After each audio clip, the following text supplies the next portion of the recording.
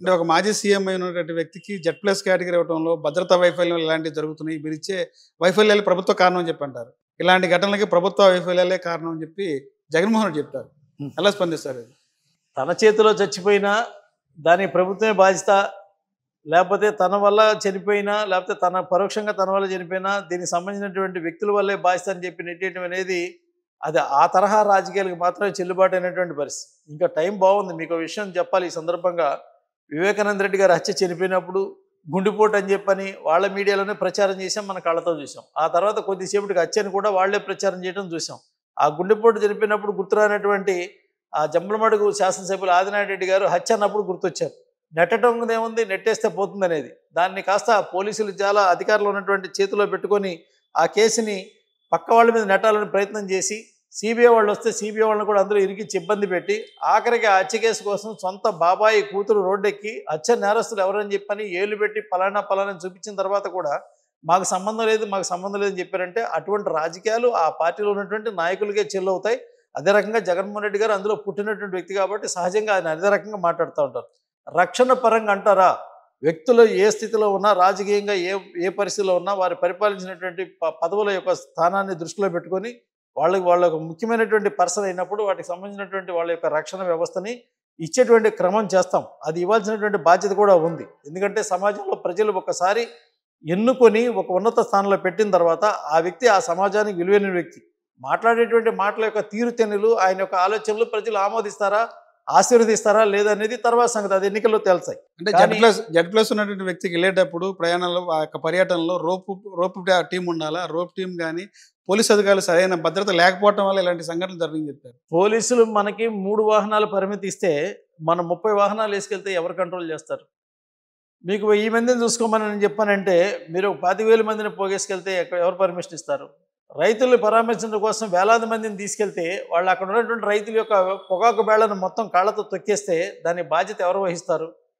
చనిపోయినటువంటి సమయ విషయంలో కనీసం మాట్లాడి నా వల్ల జరిగింది, నేను ఎక్కినటువంటి కారు చక్రం కింద చనిపోయాడు కాబట్టి నేను ఇంత ఇస్తున్నాను, నా కుటుంబాన్ని ఆదుకుంటా అని చెప్పని చేయలేనటువంటి ఓదార్పు, మరి నాడు చేసినటువంటి ఓదార్పు అంతా ఎన్నికల ఓదార్పే తప్ప ప్రజల మీద ప్రేమ కాదనేది వాస్తవం విషయం. వాళ్ళ ఆయన కారు కింద పడ్డ పలకరించడానికి ఖాళీ లేనటువంటి మాజీ ముఖ్యమంత్రికి మరి ఆయన పార్టీ వారసులు ఏం సమాధానం చెప్తారో చూడాలి. సార్, వైసీపీ దీని మీద ఒక ఆరోపణ చేస్తుంది. ఇదే సింగయ్య ఎవరైతే చనిపోయారో జరిగిన రోజున గుంటూరు జిల్లా ఎస్పీ మాత్రం చెప్పడం అయితే కాన్వాయ్లో జరిగినటువంటి వేరే వాహనం కింద పడటం వల్ల ప్రమాదం జరిగింది అనేది జిల్లా ఎస్పీ గారు చెప్పారు. తర్వాత 3 రోజుల తర్వాత రాజకీయ ఒత్తిడితోనే జగన్ కాన్వాయ్లో జగన్ వెహికలే ఢీకొందని చెప్తున్నారు అనేది వైసీపీ ఆరోపణ.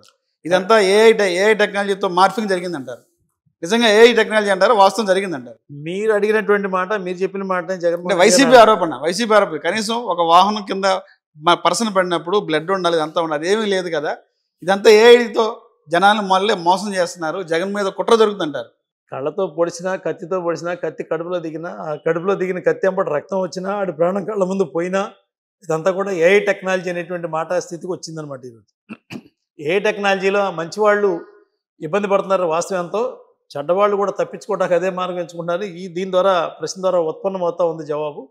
కారు కింద పడ్డటువంటి లైవ్ ఏదైతే ఉందో అది డ్రోన్ కెమెరాతో తీసినటువంటి దాని ప్రకారం అతన్ని కింద పడ్డాక ఈడ్చుకెళ్ళటం అనేది కళ్ళ ముందు కనపడింది. బ్లడ్ ఎందుకు రాలేదంటే ఆయన శరీరాన్ని అడగాలి. సింగయ్య శరీరాన్ని బ్లడ్ ఎందుకు రాలేదండి మనం అంటుతాం. చిన్నప్పుడు చీమ ఎందుకు కుట్టాను అప్పుడు ఆయన అడగాలి మన వెళ్ళి. అతను బాడీని తీసిన తర్వాత అతను పడిపోయిన దగ్గర నుంచి, కారు నడిపిన దగ్గర నుంచి, బాడీ తీసుకుని ఆటోలో తీసుకెళ్ళాక మళ్ళీ ఎక్కడికి వెళ్ళి చనిపోయింది కళ్ళ ముందు కనపడ్డాక పోలీసు కూడా ఏమన్నారంటే నిన్న వచ్చినటువంటి సమాచారం తర్వాత జరిగినటువంటి దర్యాప్తులో వచ్చినటువంటి వాస్తవాల మీద కేసుని కట్టడం జరిగింది అనేది ఆయన కళ్ళ ముందు చెప్పినటువంటి వాస్తవం. ఇది కళ్ళ ముందు ప్రజలకు కనపడుతుంది. ఏ టెక్నాలజీ ఇవన్నీ పెట్టి చేయాల్సినంత అవసరం ఎవరో సింగయ్య ఒక దేహాన్ని అడ్డం పెట్టుకుని రాజకీయం చేయాల్సినటువంటి పరిస్థితి వాళ్ళు ఉన్నటువంటి అధికారులు ఉన్నటువంటి లేదనేటువంటి సత్యాన్ని మీరు గమనించాలని చెప్పని కోరుతా ఉన్నాను. సరే, ఈ ప్రభుత్వాన్ని ప్రశ్నిస్తే అక్రమ కేసులు బనాయిస్తున్నారు, కేసులు పెడతారంటారు. నిజంగా మాట్లాడే స్వేచ్ఛ ఉందంటారా ఆంధ్రప్రదేశ్లో? ప్రజాస్వామ్యంలో ప్రతి ఒక్కరికి మాట్లాడే స్వేచ్ఛ ఉంటుంది. ఒక డీజీపీని తన చేతిలో ఉంచుకోవాలని ప్రయత్నం చేస్తే, ఒక డీజీపీ సాక్షాత్ ఆయన చేతిలో ఉండి ఈ దేశానికి ఇంగ్లీష్ వాళ్ళు రాకపోతే దేవుళ్ళు లేకుండా చేసేవాళ్ళు అనేటువంటి పరిస్థితి మాట్లాడినటువంటి ఒక డీజీపీ ఎవరైతే సిఐడి డీజీపీ పారిపోయినవైనా మనం చూసాం. సమాజంలో రుగ్మతలు రెచ్చగొట్టేటువంటి పని చేసి సంబంధిత అధికారులను చేతిలో ఉంచుకోవాలని ప్రయత్నాలు చేసి ఆ వ్యవస్థల్ని తమ కాళ్ళ కింద పెట్టుకొని ఆడించాలని ప్రయత్నం చేసినటువంటి ప్రతి అంగం కూడా ఈరోజు లేచి కళ్ళు తెరిచి చూస్తూ ఉంది. దానికి వాళ్ళ ఊపిరిలూదేటువంటి ప్రక్రియ ఈ యొక్క ప్రభుత్వం చేస్తుంది. ఖచ్చితంగా ప్రజాస్వామ్యయుతమైనటువంటి ప్రశ్నించేటువంటి పరిస్థితులు అన్ని చోట్ల ఉన్నాయి, జరుగుతాయి. నిన్న కుప్పంలో జరిగేటువంటి సంఘటన తీసుకుందాం. ఒక సామాజికంగా ఒక కోణంలో ఒక అమ్మాయి డబ్బులు ఇవ్వాల్సి వస్తే ఆ అమ్మాయిని డబ్బులు వసూలు చేయడం కోసం చెట్టుకు కట్టేస్తే పత్రికా మాధ్యమాలుగా వస్తే తక్షణమే స్పందించినటువంటి ప్రభుత్వం ఇచ్చినటువంటి నష్టపరిహారం కానీ, భూమి కానీ, ఉద్యోగం వాళ్ళకి ఏర్పాటు చేసినటువంటి పైన కానీ వాళ్ళు చెప్పారు క్లియర్గా, ఇది మాకు జరిగినటువంటి వ్యాపార సంబంధించినటువంటి తేడాలో జరిగినటువంటి పని, కానీ దాన్ని రాజకీయం చేయాలనేటువంటి పని చేశారు.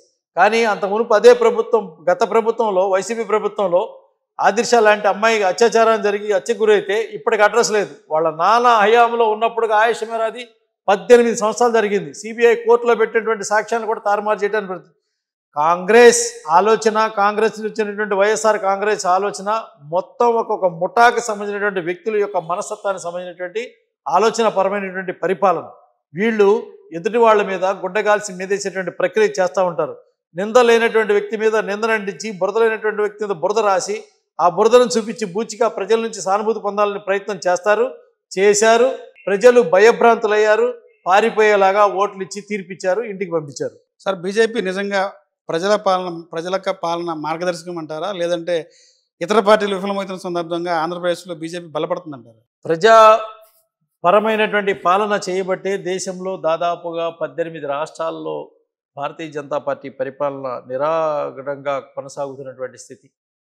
యూపీ లాంటి రాష్ట్రంలో దేశం స్వాతంత్రం వచ్చిన తర్వాత రెండోసారి గెలిచినటువంటి రాజకీయ పార్టీ లేదు. కానీ భారతీయ జనతా పార్టీ రెండవసారి విజయదుంది మోగించి యూపీలో యోగి ఆదిత్యనాథ్ గారిని ముఖ్యమంత్రి చేసినటువంటి పరిస్థితి. గుజరాత్ లాంటి రాష్ట్రంలో ఇప్పటికి 6 సార్లు, అంటే దాదాపు 30 సంవత్సరాల నుంచి భారతీయ జనతా పార్టీ నిర్విఘ్నమైనటువంటి పాలన జరుగుతూ ఉన్నటువంటి పరిస్థితి. హర్యానాలో 3వసారి, అదేవిధంగా మధ్యప్రదేశ్లో 2వసారి, అదేవిధంగా గోవాలో అకుంఠితంగా జరుగుతున్నటువంటి ప్రస్థానం భారతీయ జనతా పార్టీ యొక్క ప్రస్థానం.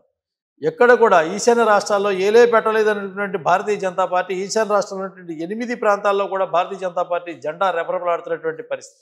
దక్షిణాది రాష్ట్రాల్లో కాలు పెట్టలేదనుకున్నటువంటి భారతీయ జనతా పార్టీ ఈ రోజున ఓటింగ్ సరళి పెంచుకున్నటువంటి కేరళ కానీ, అధికారాన్ని సాధించినటువంటి కర్ణాటక కానీ, ఓటింగ్ సరళి పెంచుకున్నటువంటి తెలంగాణ కానీ, ఇవాళ అధికార భాగస్వామ్యం ఉన్నటువంటి ఆంధ్రప్రదేశ్ కానీ భారతీయ జనతా పార్టీ అడుగు మొత్తనటువంటి ప్రాంతం లేదు, జెండా నిలబడలేదు అనేటువంటి మాట లేనటువంటి స్థలం లేదు.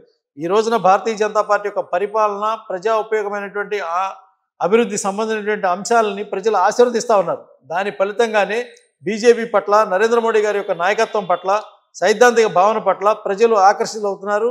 జెండాతో పాటుగా ఎజెండాగా మార్చుకొని పరిపాలనని వాళ్ళ యొక్క సొంత అభివృద్ధిగా భావించి ప్రజలు ఓట్లు ఇచ్చి భారతీయ జనతా పార్టీని ఆశీర్వదిస్తారనేది సత్యమైనటువంటి విషయం.